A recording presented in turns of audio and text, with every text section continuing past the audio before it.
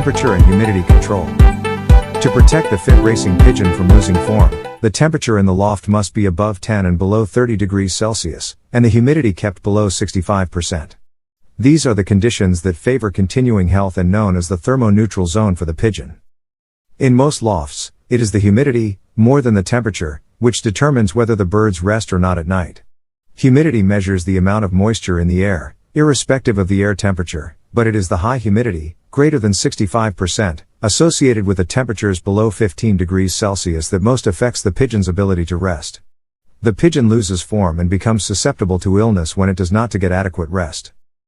The droppings in the loft are the best indication of the humidity levels. In the healthy loft, a low humidity, less than 55%, gives a consistently nutty brown dropping, whereas a higher humidity, greater than 65%, will produce green watery droppings. At night time, when the pigeons need to rest, there is always a rise in the humidity, because as the temperature drops the humidity rises.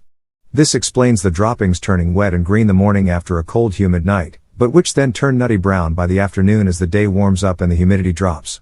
No two lofts, even if they are identical, will have the same humidity levels, because the humidity inside the loft relates directly to the humidity outside the loft. The controlling factor of humidity is the location, or geography, of the loft. Often fanciers will recreate their previously successful loft design when they move from one house to another but find that they are no longer successful flyers. The only difference is the location of the loft. High humidity risk lofts. Lofts near water, ocean, lakes, rivers, waterways, drainage channels, swim pools. Lofts adjacent to large open low-lying areas, grassy areas, foggy areas. Lofts without sunshine to dry the ground, under trees, in valleys, on the wrong side of the hill and no sun until late in the afternoon. Lofts in high rainfall areas. These lofts require a loft design that stops the outside humidity, moisture, entering the loft. Insulation is the first step to controlling fluctuating temperatures and high humidity inside the loft. It is the moisture drops of condensation appearing on the inside of uninsulated walls and ceilings that increase the humidity inside the loft to the very high levels that predispose the race birds to restlessness and respiratory illnesses. The insulation of the walls and ceiling will stop this condensation and allow you to control respiratory diseases with the minimal use of medicines. In high humidity areas, shutting the loft up at night or when it is raining is a good method of controlling the humidity inside the loft. Louvers are commonly used, but the air circulation and the air quality inside the loft must not be compromised. Too often the loft is completely shut up with no thought about air circulation. The resulting stale loft makes the race birds lethargic due to lack of oxygen. Temperature and humidity. You never want the loft to be sweltering with heat, likewise it should never be freezing cold. The ideal temperature many fanciers swear by is around 20 degrees Celsius or 65 to 70 degrees Fahrenheit. Perhaps more important than achieving an exact optimum temperature though is ensuring the temperature doesn't fluctuate too much, i.e. it's not 5 degrees in the morning and 30 degrees by the afternoon. As long as the temperature is constant, whether cooler, as it is in winter, or slightly warmer, the pigeons can come into form. Humidity takes oxygen out of the air and as such is another important factor to consider, especially in warmer, more tropical climates. Ideally, humidity levels should be kept between 60% to 70%. A hygrometer is a useful tool to keep an eye on the humidity in the loft. Additionally, the droppings can also be an indicator. Nutty brown droppings generally tend to indicate a lower humidity while green watery droppings a higher humidity. Capacity.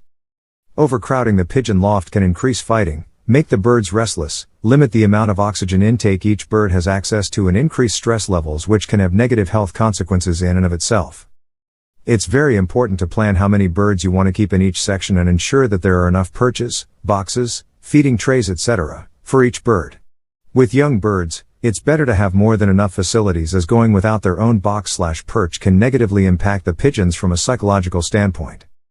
When it comes to air capacity, there's an old Belgian rule stating that it's best to allow 1 cubic meter of air per 2 birds, in other words, 18 cubic feet of air per bird. Never underestimate the importance of oxygen, and while we have already mentioned it above it's worth doing so again when considering young birds. A lack of oxygen can severely affect the development of a pigeon. It's quite common in young bird racing to think that if you start with 100 or so youngsters and lose half, the half that were lost must have been the less intelligent and weaker pigeons. And while we may be quick to blame genetics for this, in actual fact, it's quite possible that those lost pigeons simply did not have the chance to develop to their fullest potential due to a lack of oxygen. That being the case, we have wasted both time and good blood because the loft had insufficient space, and therefore insufficient air capacity per bird to handle the number of pigeons being housed.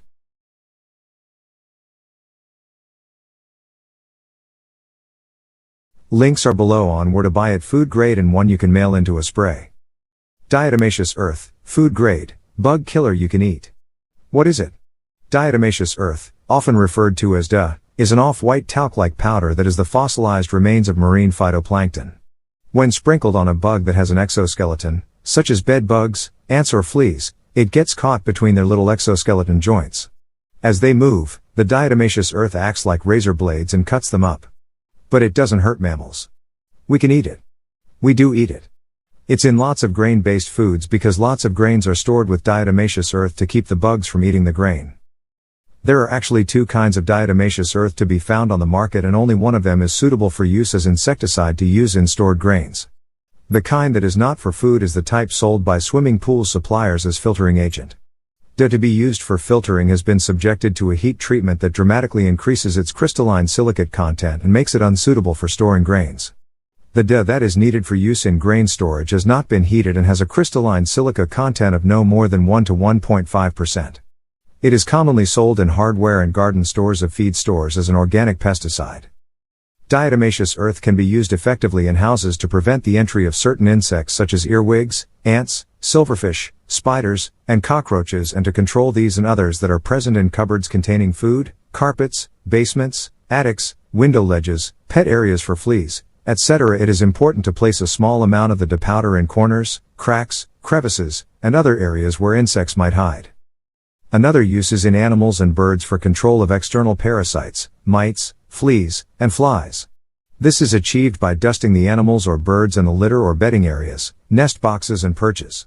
It has also been included in the diet, 2% in the grain ration, to control certain internal parasites, and this practice is aid to result in lower fly population in the resulting manure.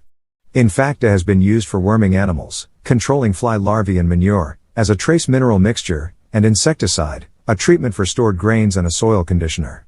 In closing, whereas with a contact pesticide, the insect dies quite quickly, with DA control may take several days, 6 to 72 hours to kill. The more important difference is that the effect of the protection provided by the chemical is short-lived. Whereas DA will control the pests as long as the powder remains. In this respect, DA is an ideal pesticide. It is residual but non-toxic. The only health precautions that need to be taken is that if large area is being treated with a powder duster, the applicator should wear a protective mask to prevent inhalation. Diatomaceous earth is a natural grade diatomite. However, the continual breathing of any dust should always be avoided. Application. DA should be applied to dry areas, for the best results, so make sure birds in cage are dry.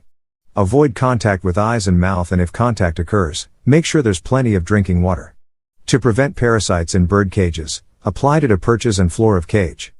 Regular application every 6 to 8 weeks is recommended to avoid reinfestation.